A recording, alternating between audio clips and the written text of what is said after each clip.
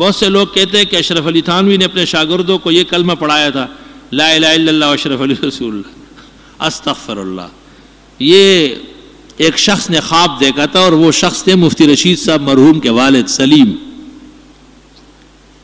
کہ وہ خواب میں لا الہ الا اللہ و اشرف علی رسول اللہ پڑھتے ہیں۔ تو حکیم الامت نے ان کو کہا کہ اس میں اشارہ ہے کہ جس کی طرف آپ رجوع کرتے ہیں وہ حق پر ہے۔ حالانکہ اس میں کوئی ایسی بات نہیں، تعبیر تو معبر کی چیز ہے۔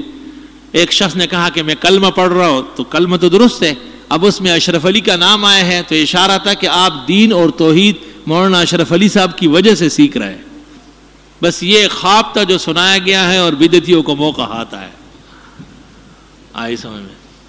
خواب کبھی کبھی بظاہر ڈراؤنا ہوتا ہے، حقیقت میں درست ہوتا ہے۔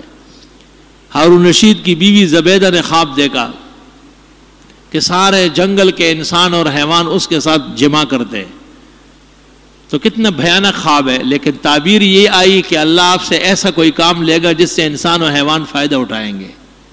چنانچہ نہر زبیدہ انہوں نے کھدوائی ہے، جس سے ہزاروں سال مسلمانوں نے اور حیوانات نے پانی پیا، اور اب بھی موجود ہے۔